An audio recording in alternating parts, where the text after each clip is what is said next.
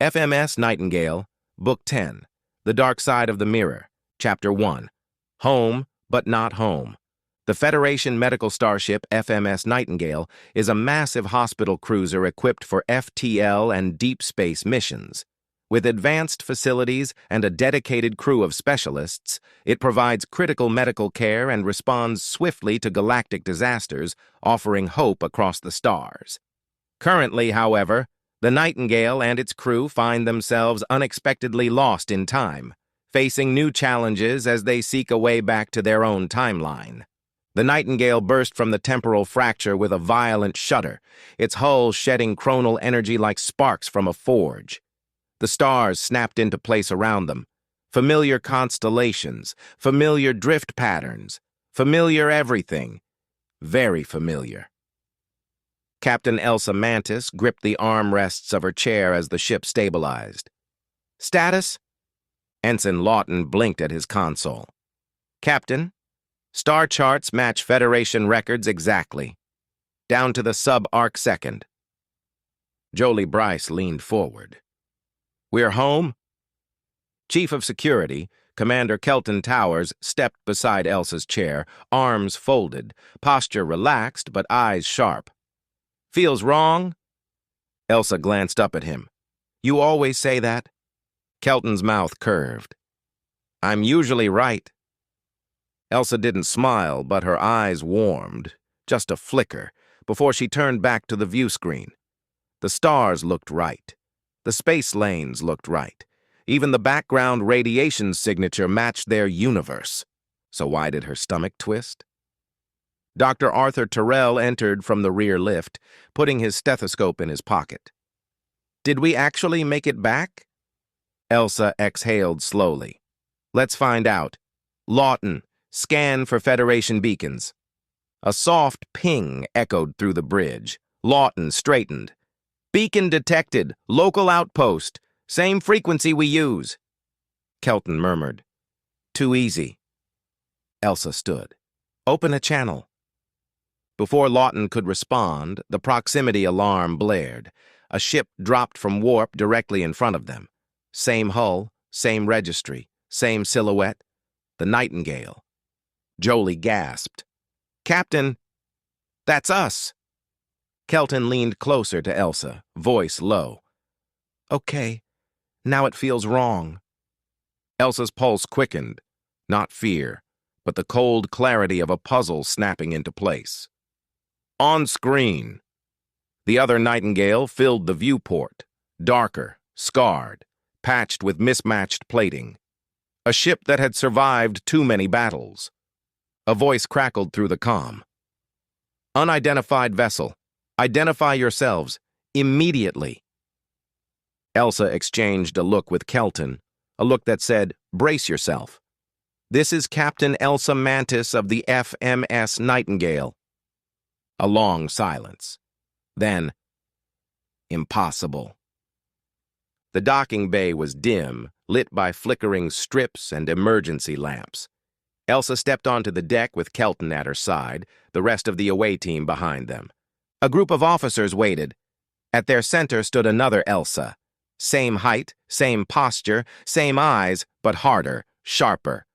A woman carved by war. Kelton murmured, She looks like you. Elsa gave him a sideways glance. Try not to sound so surprised. Kelton smirked. Just saying, she's missing your charm, though. Elsa's lips twitched. Careful. The other Elsa approached, boots echoing on the metal floor. You're from another timeline, she said flatly. One where things didn't fall apart. Elsa studied her counterpart. What happened here? The other Elsa's jaw tightened. Everything. Behind her, the alternate crew stepped forward. Kelton, older, scarred, eyes hollow. Jolie, colder, movements clipped. Chief Engineer Tessa Garland, half her body replaced with machinery. And Dr. Terrell, exhausted, carrying the weight of too many triage wards. Jolie whispered, They look like ghosts.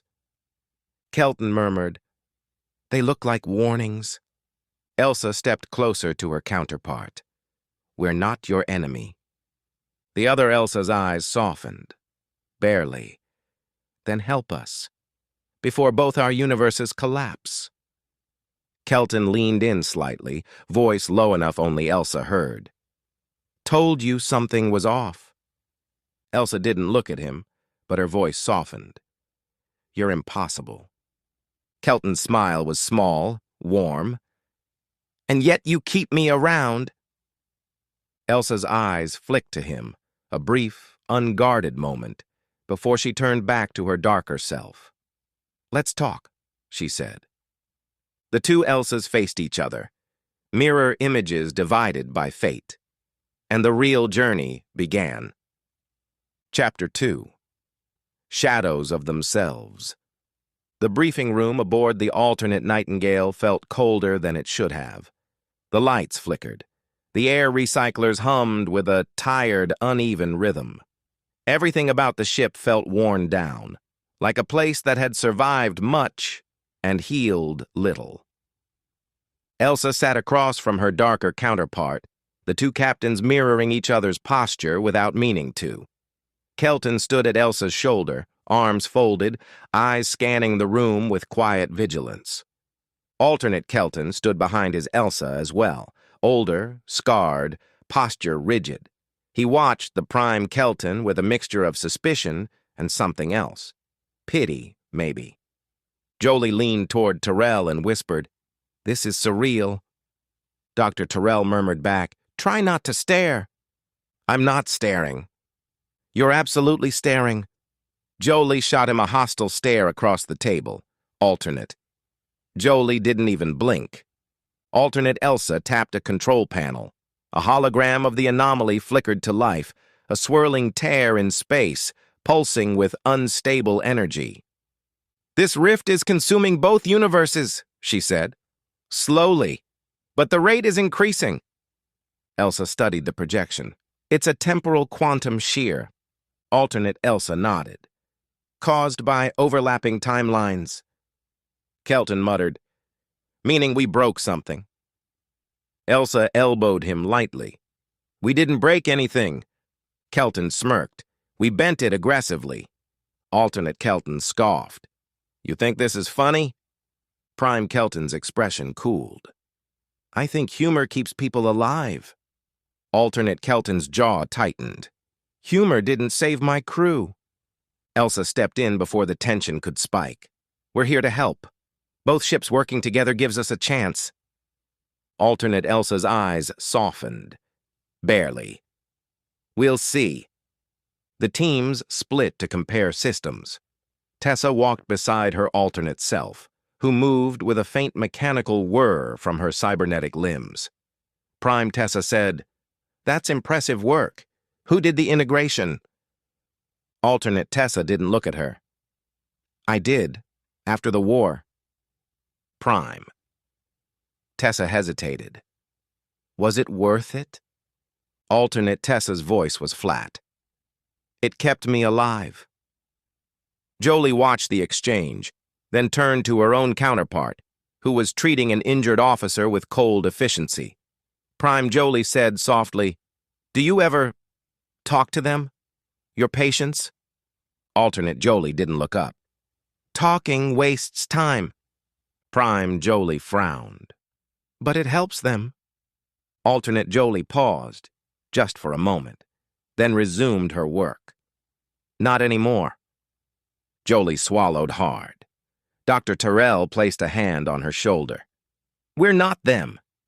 Jolie nodded, but her eyes stayed on her counterpart. Kelton and alternate Kelton inspected a damaged power relay together. The silence between them was thick. Prime Kelton finally said, "You look like you've been through hell." Alternate Kelton didn't look up. "I have." Kelton crouched beside him. "What happened?" Alternate Kelton's voice was low, rough.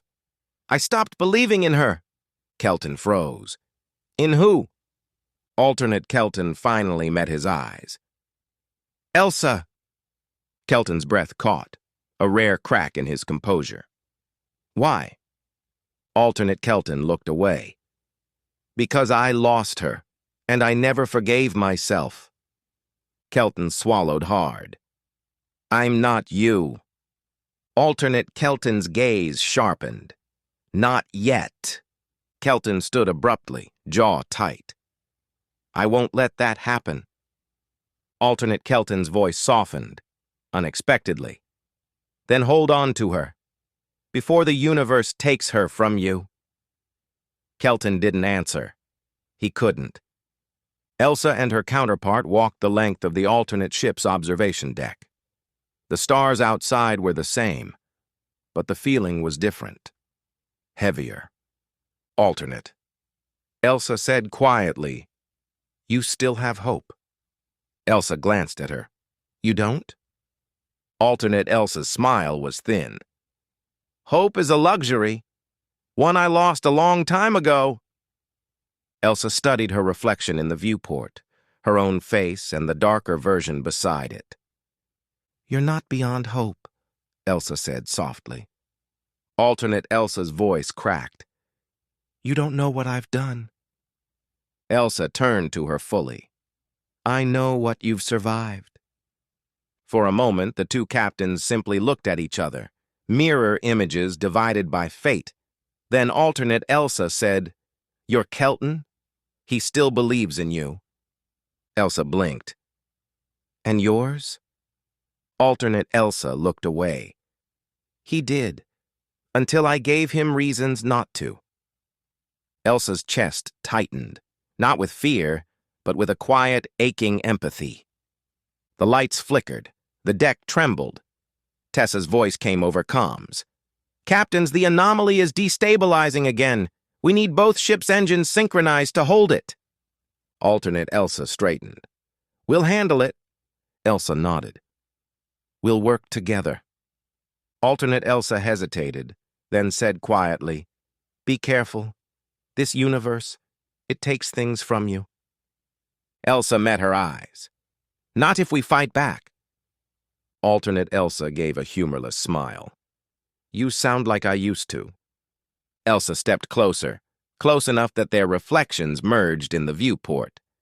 Then maybe, she said softly, you can sound like that again? Alternate Elsa didn't answer, but something in her expression shifted. A crack in the armor, a spark of something long buried. Kelton approached Elsa as the teams regrouped. You okay? Elsa nodded. Just thinking. Kelton's voice softened. About her? Elsa looked at him, really looked, and for a moment the weight of everything pressed close. About us, she said quietly. Kelton blinked, surprised, warmed, shaken in a way he didn't show often. Remember, we're not them. Elsa's lips curved. I know. Kelton stepped just a little closer, not touching, but close enough that she felt the shift in the air. Good, he said softly. Elsa held his gaze a heartbeat longer than necessary. Then the ship shook again, and the moment passed. Chapter 3. The Fracture. The anomaly hung in space like a rip in the void, a shimmering tear of violet and white, pulsing with unstable energy. Both Nightingales drifted nearby, their hulls illuminated by the rift's flickering light. Elsa stood on her bridge, watching the readings spike across the consoles. Tessa called out, Captain, the rift's energy output just doubled. If it keeps climbing, it'll destabilize both universes. Elsa nodded. Signal the other Nightingale. We begin the joint mission now. Kelton stepped beside her, arms folded. You sure about this? Elsa glanced at him. We don't have any other choice. Kelton's voice softened. I meant trusting them. Elsa's eyes flicked to him, a brief, warm look. I trust you. Kelton blinked, caught off guard, then cleared his throat. Right. Well, good. Jolie whispered to Terrell. They're adorable. Terrell muttered, Please don't say that out loud. I don't want to be thrown out the airlock. The docking umbilical connected with a metallic thud. Elsa led her team across into the alternate Nightingale's engineering bay, a cavernous space filled with mismatched parts, exposed conduits, and scorch marks from battles her ship had never fought. Alternate Tessa stood waiting, her cybernetic arm glowing faintly. "We'll need both warp cores synchronized to stabilize the rift." "Prime." Tessa nodded. "We can do that." Alternate Tessa gave her a long, assessing look. "You still smile?" Prime Tessa blinked. "Should I not?" Alternate Tessa turned away. "Not after what we've seen." Jolie shivered. "This place feels haunted." Terrell murmured, "It is." Elsa and her counterpart stood before a holographic projection of the rift. The two captains looked like reflections, but the differences were stark. Alternate Elsa's voice was low. "This rift started after the War of the Seven Suns." Elsa frowned. "There was no such war in our timeline." Alternate Elsa's jaw tightened. "You were lucky." Elsa studied her counterpart. "How many did you lose?" Alternate Elsa didn't answer immediately. When she did, her voice was barely audible. "Very many." Elsa's chest tightened. "I'm sorry." Alternate Elsa's eyes flicked to her. "Don't be. You didn't live it." Elsa stepped closer, not touching but close enough to be felt. "But I can still care." Alternate Elsa looked away, as if the kindness hurt more than the memory. Kelton and his alternate self worked on synchronizing the warp field harmonics. The older Kelton moved with a stiffness that spoke of old injuries and older regrets. Prime Kelton said quietly, "You really think I'll become you?" Alternate Kelton didn't look up. "If you're not careful." Kelton tightened a conduit. "What happened between you and her?" Alternate Kelton's voice was rough. "I stopped believing in her, and she stopped believing in me." Kelton swallowed. "That won't happen." Alternate Kelton finally met his eyes. "Then don't let her push you away." Kelton blinked. "She doesn't." Alternate Kelton cut him off. "She will, when she's scared." Kelton's jaw tightened. "I'm not going anywhere." Alternate Kelton's expression softened. Just a fraction. "I hope you're right." The rift pulsed violently, sending a shockwave through both ships. Consoles sparked, lights flickered, the deck lurched beneath their feet. Tessa shouted, "Captain, the rift's destabilizing again!" Alternate Tessa yelled, "We're losing containment!" Elsa grabbed a railing as the ship shook. "Kelton, status!" Kelton steadied himself beside her. "Warp cores are out of sync! We need manual calibration!" Alternate Kelton barked, "I'll handle it!" Prime Kelton snapped back, "You can barely stand!" Alternate Kelton glared. "I've done this 100 times." Prime Kelton stepped forward, "And I'm doing it now." Elsa placed a hand on Kelton's arm, grounding him. "Go!" Kelton met her eyes, a quiet, charged moment, then nodded and sprinted toward the warp chamber. Alternate Elsa watched the exchange, something unreadable in her expression. "You trust him," she said. Elsa didn't look away. "With my life. And more importantly, with the lives of my crew." Alternate Elsa's voice was soft. "I used to say that." The rift surged again, brighter, louder, hungrier. Alternate Elsa slammed her fist on the console. "We're out of time!" Elsa studied the readings. "We can stabilize it, but only if both ships commit full power." Alternate Elsa hesitated. "Full power will leave us vulnerable." Elsa met her gaze, steady, unwavering. "We're in this together." Alternate Elsa stared at her, at the version of herself who still believed in unity, in hope, in people. Then she nodded. "Together." The two captains reached for the controls at the same time, mirror images, hands moving in perfect sync. The rift pulsed, the ships groaned, and the universe held its breath. Kelton's voice crackled over comms. "Elsa, we've got one shot at this." Elsa's voice softened. "I'm with you." Kelton's reply was quiet, warm. "I wouldn't have it any other way." Elsa's counterpart watched her, and for the first time, something like longing flickered in her eyes. Chapter 4. The Weight of the Mirror. The rift pulsed outside the viewport like a heartbeat, slow, heavy, and wrong. Elsa Mantis stood alone on her bridge, watching the unstable light ripple across the hull of the alternate Nightingale. Her crew worked quietly around her, subdued in a way she wasn't used to.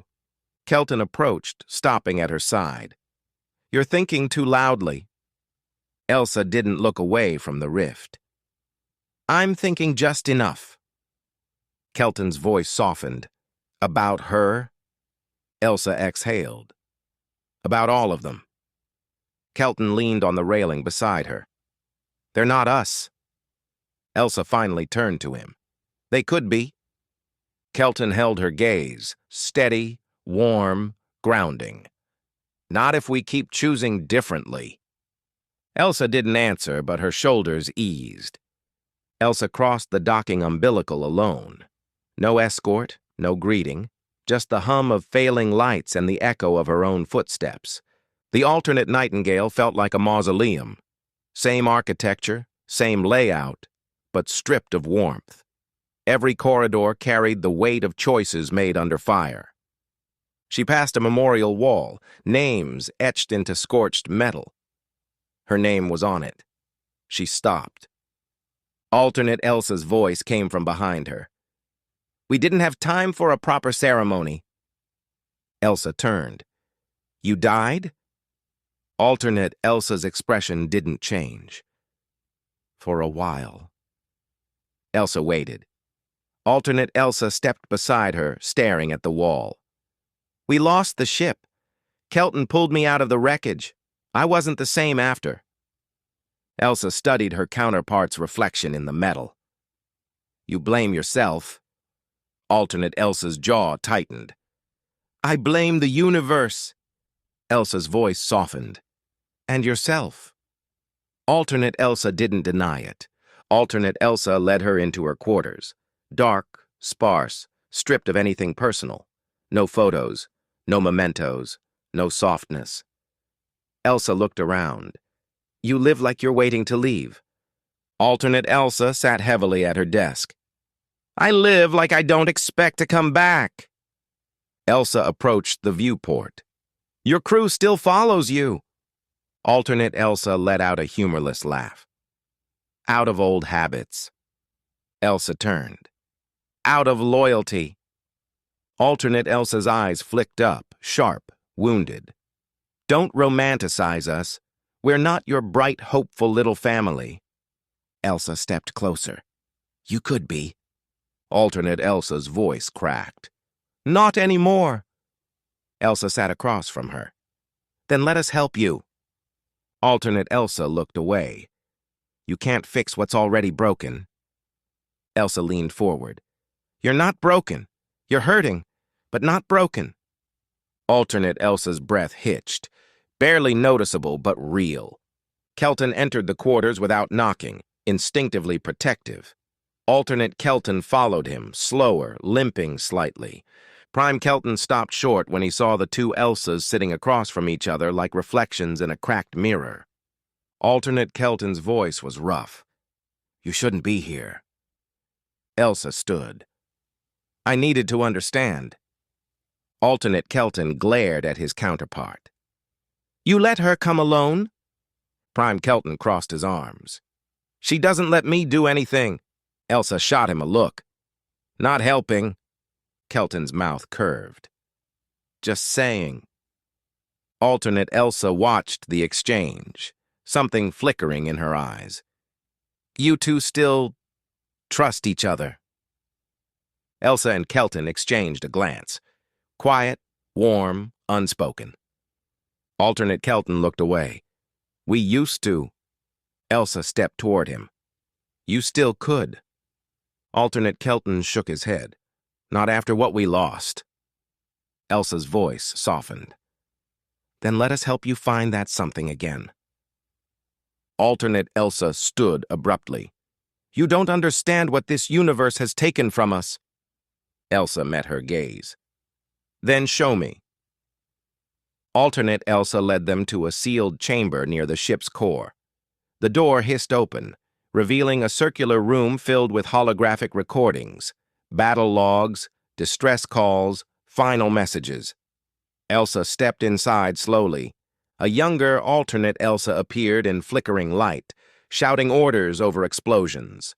Another recording showed Jolie performing triage on dozens of wounded. Another showed Tessa losing her arm. Another showed Kelton dragging alternate Elsa from a burning corridor. Elsa's breath caught. Kelton stepped beside her, voice low. Elsa. Alternate Elsa stood in the doorway, arms crossed tightly. This is who we became. Elsa turned to her. This is who you survived. Alternate Elsa's voice cracked. Survival isn't the same as living. Elsa stepped closer, gentle, steady. Then let us help you live again.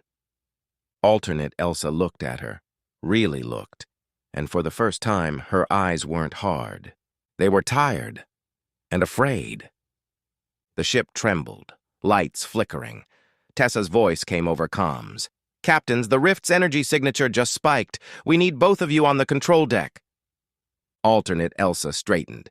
We're out of time. Elsa nodded. Then let's finish this now. Kelton moved to her side, close, steady. With you. Elsa met his eyes, warm, certain. Always. Alternate Elsa watched them, something like longing in her expression. Then she turned away, and the three of them headed for the control deck. The storm was coming. Chapter 5. The Choice.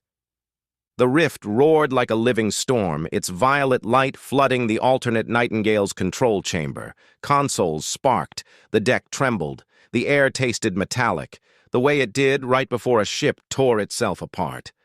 Elsa stared at alternate Tessa, her pulse pounding. You caused the rift. Alternate Tessa's cybernetic fingers twitched. Not intentionally. We were trying to jump back in time, to undo the war. Alternate Elsa closed her eyes, a flicker of pain crossing her hardened features. We were desperate. Elsa stepped forward, voice steady. You tried to rewrite your past. Alternate Elsa nodded, and instead, we broke our future. Kelton moved instinctively closer to Elsa. Protective, grounding. Elsa, we need to move. The rift's destabilizing fast. Alternate Kelton barked. We can still fix this. Prime Kelton shot him a look. Not if we're dead. Alternate Kelton's jaw tightened. Death stopped scaring me a long time ago. Kelton's voice softened, unexpectedly. That's the problem. Tessa pulled up the rift's energy model. We can collapse it safely, but only if both ships fire synchronized warp pulses into the core. Alternate Tessa added, and someone has to stay behind to trigger the final sequence. Elsa froze. Stay behind? Alternate Elsa nodded. The control node is inside the rift's event horizon. Whoever goes in doesn't come back. Jolie gasped. That's suicide. Alternate Elsa's voice was quiet. We've lived with worse. Elsa shook her head. No, there has to be another way. Alternate Elsa stepped closer, mirror to mirror. There isn't. Elsa's voice cracked. You can't ask your crew to do that. Alternate Elsa's eyes softened, the first true softness Elsa had seen in her. I'm not asking them. Elsa realized what she meant. You're going, Elsa whispered. Alternate Elsa nodded. This is my mess, my responsibility. Elsa grabbed her arm. instinctive, fierce. You don't have to die. Alternate Elsa met her gaze, and for the first time she looked like Elsa. Not the hardened version, not the broken one. Just her. I already did, she said softly. A long time ago. Elsa's breath caught. Kelton stepped forward, voice low but firm. Elsa, we can't let her do this alone. Alternate Kelton scoffed. You think you can stop her? Kelton didn't look away from Elsa. I think she shouldn't have to watch herself die. Elsa swallowed hard, emotion tightening her throat. The two Nightingales maneuvered into position, their warp cores humming in perfect sync. The rift pulsed violently, pulling debris and space itself toward its center. Alternate Elsa stood at the threshold of the event horizon, suited and ready. Her crew watched her with hollow eyes, people who had already lost too much. Elsa approached her counterpart. You don't have to do this. Alternate Elsa smiled, small, sad, real. You're lucky. You still have a future. Elsa shook her head. So do you. Alternate Elsa touched her arm, the gesture gentle, almost sisterly. Take care of him. Elsa blinked. Kelton? Alternate Elsa nodded. He believes in you. Don't let him stop. Elsa's breath hitched, a quiet, unguarded moment. Kelton approached, stopping beside her. We'll finish what you started. Alternate Elsa looked at him, really looked, and something like peace flickered in her eyes. Don't become me. Kelton's voice was soft. I won't. Alternate Elsa stepped into the shimmering edge of the rift. Her final words echoed through the calm. For both our worlds. And she was gone. Tessa shouted, Warp pulses firing in 3, 2, 1. Both ships unleashed synchronized bursts of energy into the rift. The anomaly convulsed, collapsing inward like a dying star. The deck lurched violently. Consoles exploded. The lights went out. Elsa grabbed the railing. Kelton! I'm here! He shouted, catching her as the ship pitched sideways. The rift shrank, a brilliant point of light, then vanished with a thunderous shockwave. Silence, darkness. Then the lights flickered back on. Lawton's voice came over comms, shaky but alive. Captain, the rift is gone. Both universes are stable. Elsa exhaled, a long, trembling breath. Kelton's hand was still on her arm. She didn't pull away. The alternate Nightingale was quiet, a ship in mourning. Alternate Kelton stood alone at the viewport, staring at the empty space where the rift had been. Elsa approached him gently. She saved us all. Alternate Kelton didn't look at her. She saved you. Elsa's voice softened. She saved you too. Alternate Kelton's shoulders shook, barely. I wasn't enough for her. Elsa stepped closer. You were. She just couldn't see it anymore. Alternate Kelton finally turned, eyes wet, voice raw. Don't let him become me. Elsa followed his gaze to her Kelton, who was giving orders to the engineering team, steady and calm. I won't, she said quietly. Alternate Kelton nodded, a broken man trying to stand straighter. Back aboard their own Nightingale, Elsa and Kelton stood at the viewport, watching the alternate ship drift away. Kelton spoke first. You okay? Elsa nodded. Just thinking. Kelton's voice softened. About her? Elsa looked at him, really looked, and something in her expression shifted. About what I could become. Kelton stepped closer, close enough that she felt the warmth of him. You're not her. Elsa's voice was barely above a whisper. How do you know? Kelton held her gaze, steady, warm, unshakable. Because you still believe. and because I won't let you lose that." Elsa's breath caught. A quiet, fragile moment. "Kelton," she began. He smiled. Small, real. "I'm not going anywhere." Elsa didn't look away. "Good," she said softly.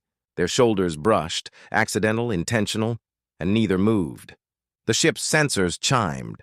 Lawton called out, "Captain, another temporal fracture is forming." Elsa sighed, but smiled. "Of course it is." Kelton stepped beside her, "Wherever it leads." Elsa met his eyes, steady, certain. As one. The Nightingale turned toward the shimmering fracture, engines glowing as it leapt into the unknown, and the saga continued. The end of Book 10 of the continuing missions of the FMS Nightingale. Please like, comment, and subscribe. Thank you. Coming next in Book 11, FMS Nightingale, The Birth of the Universe. Before time, before stars, before everything, the Nightingale arrives. The Nightingale leaps through a temporal fracture and emerges into a darkness older than creation. No galaxies, no stars, no cosmic background radiation. Only a swirling, primordial sea of energy where the laws of physics are still deciding what they want to be. They have traveled so far back that the universe itself is still forming. Captain Elsa Mantis and her crew watch the impossible unfold. The first particles condensing, the first forces separating, the first sparks of light igniting in the void. But awe quickly turns to fear when the ship begins to fail in ways no engineer can explain.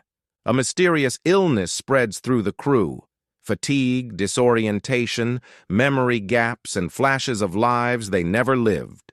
Dr. Terrell suspects a temporal disorder. Tessa Garland suspects radiation from a universe still under construction. Kelton suspects something worse, that the universe is imprinting itself on them, and the symptoms are getting stronger. As the crew struggles to stay conscious, the Nightingale is pulled toward a gravitational anomaly, a swirling singularity that shouldn't exist yet. Inside it, Elsa senses something watching them, something ancient, something that remembers them, even though it hasn't been born. To escape, the crew must navigate a universe with no rules, no constants, and no stable reality, while racing to cure an illness that may be rewriting their biology. But the deeper they go, the more Elsa realizes the truth. They are not just witnessing the birth of the universe. They are part of it. And if they make one wrong move, they could change everything that will ever exist. In Book 11, The Birth of the Universe, the Nightingale faces its most cosmic mystery yet. A journey to the dawn of time, where creation and destruction are the same thing, and where the crew must fight not only for their lives, but for the future of every universe that will ever be.